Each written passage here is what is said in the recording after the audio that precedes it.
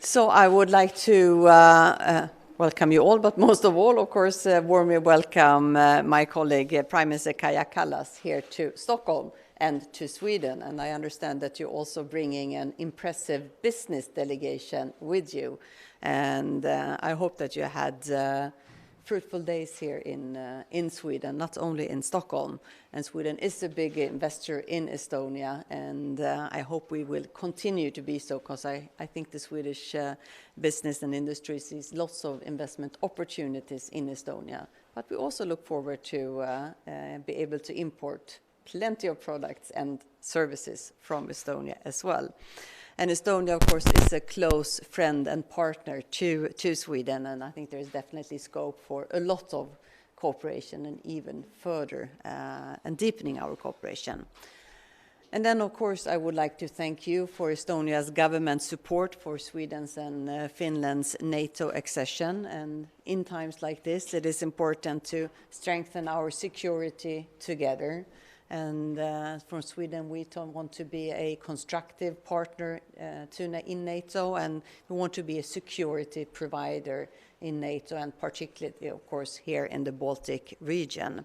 And I appreciate the dialogue that we have had during the last months, and also greatly appreciate the steps that the Estonian government has taken to prepare for, to support our NATO application. And those actions cannot be understated. It is an important signal to the world. So thank you a lot. And I give the floor to you. Thank you.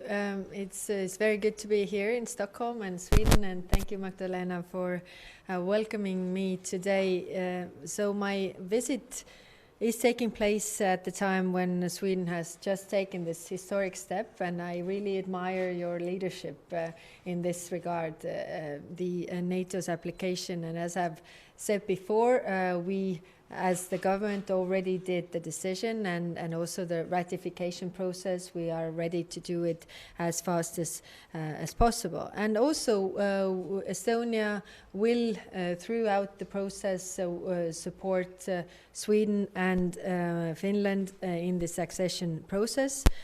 So this is very important to us.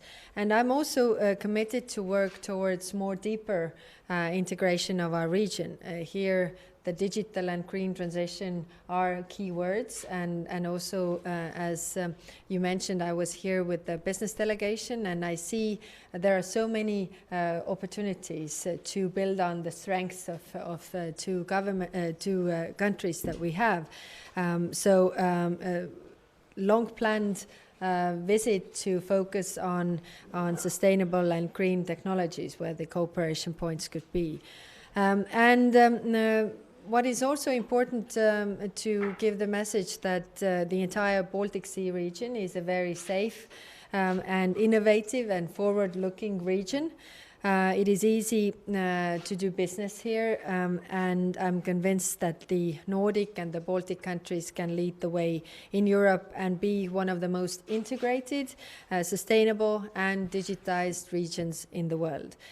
So inevitably we will discuss today also the pushback of aggression in Ukraine and how to dry up the war machine. For that we need the oil and gas embargo that we're going to discuss next week in Brussels. And we definitely have to engage with Ukraine. Ukraine needs military help to fight back the aggressor. And it is important that they can be in negotiations in the position of strength, which is important. And it is also important that there can be no way back to business as usual with Putin's Russia. Our aim should not be to do business with war criminals. And of course, we will today discuss also our cooperation regarding energy and climate policy, which is also very high on the agenda. So as we are focusing on the short-term crisis that we have, we also have to focus on the long-term goals and the long-term challenges that the world and Europe and our region is facing. So thank you again, and hopefully we have good discussions. Okay, so let's start with a question from TV4. TV4 Sweden. I have a question for the both of you, but if I may start with you, Prime Minister Kallas. The Swedish NATO application has run into trouble with Turkey. What is your impression? The Turkish concerns, are they from a Turkish perspective real, valid concerns, or are they bargaining tools? I can't speak for Turkey. I can only speak for Estonia. And of course, in NATO we have 30 allies, and different allies have different times to reflect and really address their concerns that they have. For us, we had already done the thinking regarding Sweden and Finland, and there were no questions. But you know, I guess in some countries it just takes longer time. For us, the accession process was approximately 10 years. For you, it's going to be much, much shorter. So I'm certain that we will overcome all the obstacles on the way. I mean, we have discussions, bilateral and trilateral discussions with Turkey right now. And of course, we are eager to sort out any questions or issues that are at hand from the Turkish side. So I look forward to continuing this dialogue, and also very grateful for all the support that we are already getting from Estonia and many other NATO countries. But what is your impression? Real concerns or bargaining? Well, that's a question that only the Turkish government and the Turkish president can answer. What we are doing right now is to have a constructive dialogue with them. Magdalena Andersson, you repeated earlier today that you look forward to cooperation with Turkey on matters like security and terrorism, but Turkey regards all the Kurdish group in northern Syria as terrorists. Sweden does not.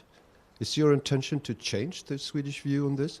I mean, there is one Kurdish organization that is listed as a terrorist organization in Sweden and in the European Union, and that is PKK, not other organizations. So, I mean, that's the organization that is listed. Are you going to change this to? No, I mean, there is one organization that is listed in the European Union as a terrorist organization, and that is PKK. Also a follow-up question based on your previous answers on Turkey, and also some analysts say that there are some inaccuracies in Turkey's list of demands. Does that somehow make it easier for Sweden to meet Turkey somehow? Well, one of the reasons we're having this dialogue is to sort out any issues, any misunderstandings, and any questions that might be from the Turkish side. So the ongoing talks, are they negotiations or more of a discussion of understanding? Well, I mean, number one, of course, is to sort out any misunderstandings. That's the number one, and then you can start talking further on other issues. Okay, thank you so much. Okay.